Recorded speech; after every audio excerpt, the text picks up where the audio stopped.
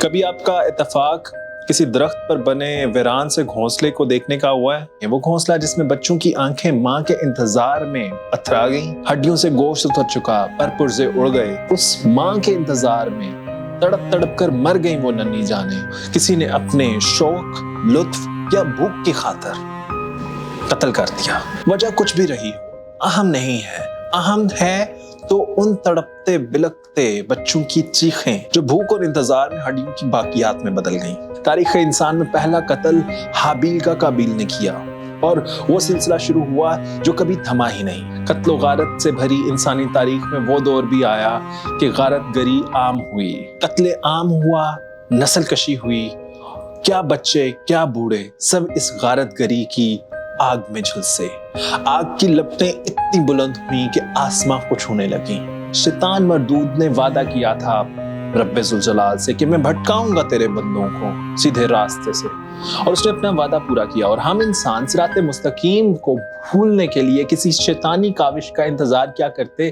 ہم تو گویا پہلے سے ہی تیار بیٹھے تھے۔ ابلیس ملعون نے شر کا جو بیج ہمارے دلوں میں بویا، ہم نے اس کی بھرپور آبیاری کی، پروان چڑھایا، اور اس کے پھلوں کو خود بھی بڑے شوق سے کھایا، اور معاشرے میں بھی ہر کسی کو بانٹتے رہے۔ یوں نفرت آلود میوے سب کے حصے میں آئے، تبھی تو خون کی ندیاں بہیں، گلے کاٹے، پیٹ چاک کیے، جسموں کے چیتھڑے اڑائے، غرض ہر طرح سے اشرف المخلوقات کی تذلیل کی، لاشوں کو مسخ کیا، بے حرمتی کی، خاندان کے خاندان ذبح کیے۔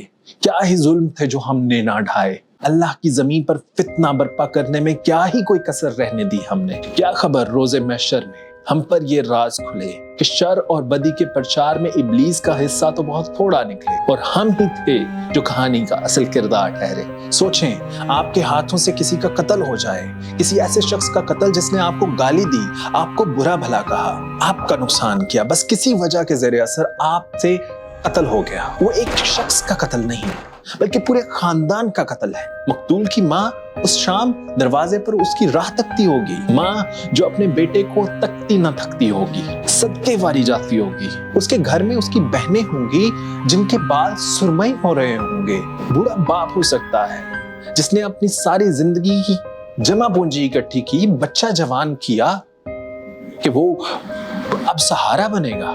کیا پتا وہ اکیلا ہی سہارا ہو گھر کا، جس کے کمانے سے گھر کا چولہا چلتا ہو۔ آپ نے ایک منحوس شے سے، انگلی کے ہلکے سے دباؤ پر کسی گھر کے انتہائی مضبوط اور اہم ستون کو پل بھر میں گرا دیا، اور اس گھر کے مکینوں پر وہ چھت آ گری جو سائبان تھا اس گھر کا۔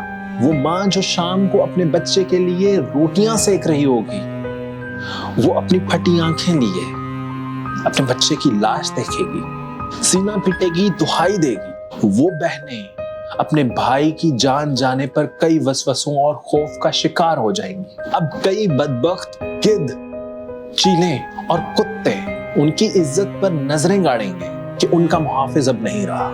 اب وہ نحیف اور ناتواں باپ اپنے کمزور کاندھوں پر اپنے جوان بیٹے کی لاش اٹھائے گا۔ آپ کے دل میں رحم نہیں آیا؟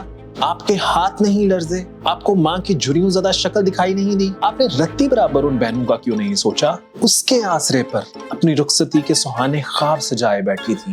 ان کے خواب تو ان کی آنکھوں میں ہی مر گئے۔ آپ نے اس گھونسلے میں بلکتے ہوئے ننھے پرندوں کی ماں چھین لی، ان کا سہارا چھین لیا۔ اب وہ کیسے زندہ رہیں گے؟ ایک انسان کا قتل تو پوری انسانیت کا قتل ہے، تو پھر آپ نے اپنے سر کو اس گناہ سے کیوں منڈ لیا؟ چاہے آپ کو کسی شخص سے کتنے ہی گلے ہوں، کیسی ہی پریشانی ہو، آپ نے اسے راہ چلتے دیکھا، موبائل چھیننے کا خیال آیا، بائک چھیننی ہو، آپ اس کی طرف لپکیں تو آپ کو یہ خیال آنا چاہیے کہ وہ آپ کا شکار نہیں، جسے 30-40 ہزار کے فون کی خاطر آپ کسی کے باپ کا زندگی بھر کا سرمایہ چھین رہے ہیں۔ آپ اتنے خودغرض کیسے ہو سکتے ہیں؟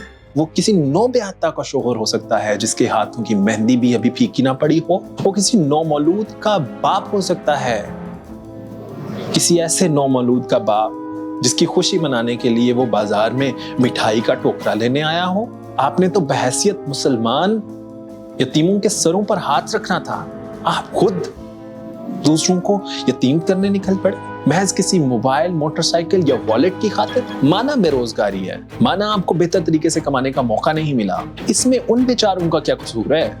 वो मोबाइल आपका मोबाइल तो नहीं, वो गाड़ी आपकी गाड़ी तो नहीं है, और जो आपका नहीं है वो आप कैसे रख सकते हैं? कत्ल एक दाग है जो आपके दिल पर लगता है और इसे स्याह कर देता है, एक अनमेट दाग। अगर किसी दिन आपको किसी पर बहुत गुस्सा आ रहा हो, किसी लालच के जेर असर हो, हसद हो या जलन, आपको मेरी कही हुई बातें अपने जहन में दोहरा लेनी है। चाहे कुछ भी हो जाए, अपने हाथ से, अपनी जुबान से किसी को इज़ा नहीं पहुंचाएंगे। याद रखें, आप पर आपके भाई की जान और माल हराम है।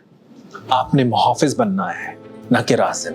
आए अहद करते हैं, मोहब्बत बांटेंगे, नफरतें मिटाएंगे।